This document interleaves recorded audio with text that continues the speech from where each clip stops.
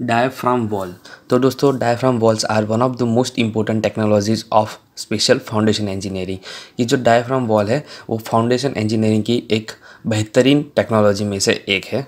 और diaphragm wall का जो यूज़ है वो एज अ रिटेनिंग वॉल होता है, तो हम इसे one type of retaining wall ही कह सकते हैं, क्योंकि डायफ्राम वॉल अर्थ को रिटेन करने के लिए ही बनाई जाती है। अभी जो डायफ्राम वॉल है उसकी जो थिकनेस है वो रिक्वायरमेंट के हिसाब से 600 mm से लेकर 1500 mm तक वेरी करती है।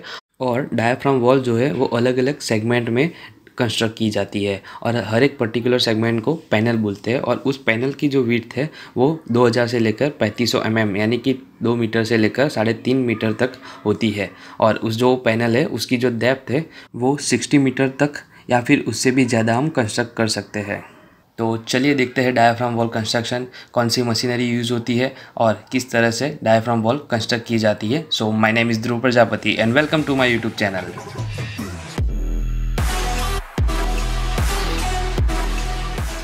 तो सबसे पहले डायफ्राम वॉल कंस्ट्रक्शन में गाइड वॉल बनाई जाती है, जिसमें 2 टेम्पररी पैरेलल कंक्रीट बीम होते हैं जो लाइट रेनफोर्समेंट का यूज़ करके बनाए जाते हैं। और ये 2 बीम एक्सकेवेशन टूल को गाइड करते हैं और स्टील केजीज को कंक्रीटिंग के वक्त सपोर्ट करते हैं।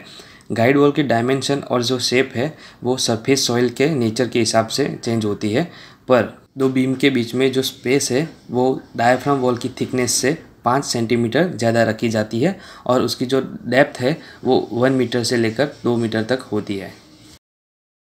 तो अभी गाइड वॉल पूरी तरह से बन जाने के बाद एक्सकेवेशन वर्क स्टार्ट करेंगे। डायफ्राम वॉल कंस्ट्रक्शन में एक्सकेवेशन के लिए ग्रेब मशीन यूज़ की जाती है। तो उसमें सबसे पहले एक सिंगल पैनल, जिसे हम प्राइमरी पैनल कहेंगे, उसका एक्सकेवेशन करेंगे।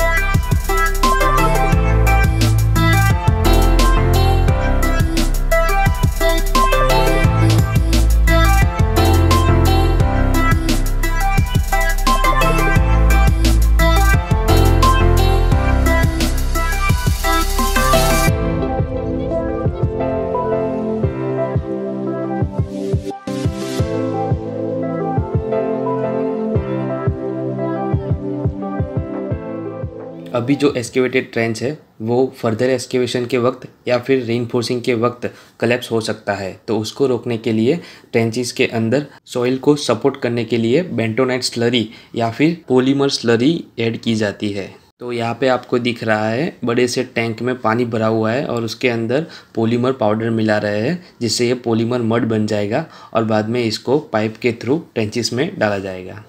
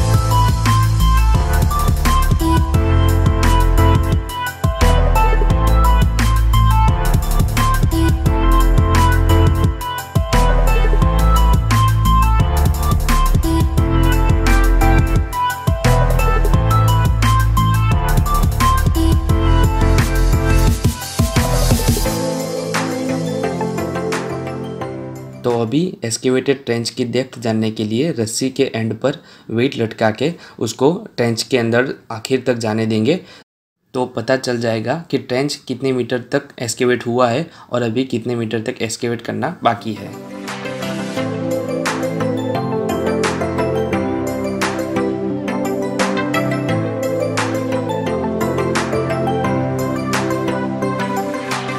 प्राइमरी पैनल का एक्सकेवेशन रिक्वायर्ड डेप्थ तक हो जाने के बाद अभी बारी आती है रेइनफोर्समेंट वर्क।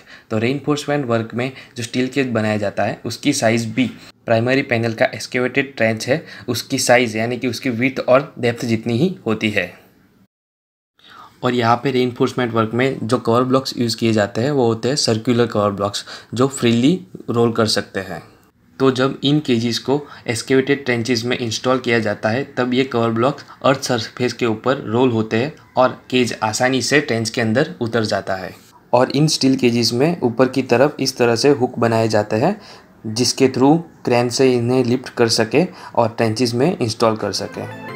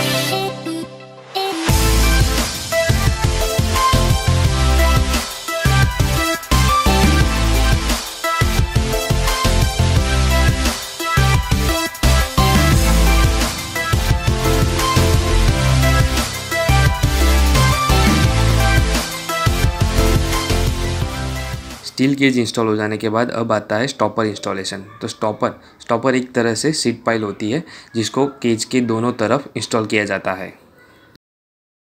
यहाँ पे स्टॉपर लगाने के दो रीज़न है। एक कि जब इसमें कंक्रीट प्लेस किया जाएगा तब कंक्रीट एक पर्टिकुलर पैनल में ही रहेगा और परफेक्ट पैनल वॉल कास्ट की हुई मिलेगी। और दूसरा रीज़न ये है कि जो सीट पाइल होती है उसका शेप कुछ इस तरह से होता है, तो जब कंक्रीट हार्ड हो जाता है तो इस शेप में डल जाता है और फिर सीट पाइल को निकाल दिया जाता है। और बाद में जब दूसरा पैनल पास में ही कास्ट किया जाएगा तब जो उसमें कंक्रीट डाला जाएगा वो पहले पैनल में जो रिसेस बनी है उसमें भर जाएगा और एक अच्छा सा इंटरलॉक प्रोवाइड करेगा दो पैनल के बीच में।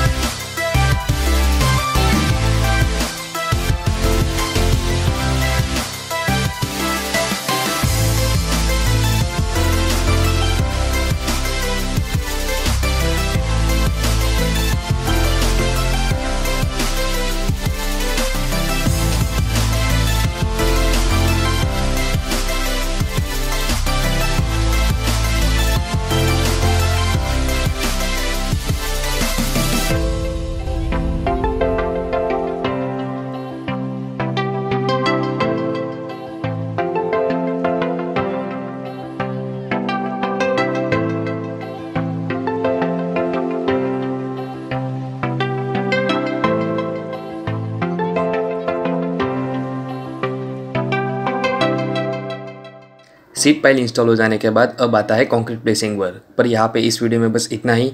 नेक्स्ट जो प्रोसेस है डायाफ्राम वॉल कंस्ट्रक्शन की, वो इस वीडियो की पार्ट 2 में आएगी। तो आने वाली नई वीडियोस की अपडेट के लिए press the subscribe button and bell icon to get the notification of new videos. Thank you for watching knock knock civil. Keep smiling, keep learning and don't forget to like and share my videos.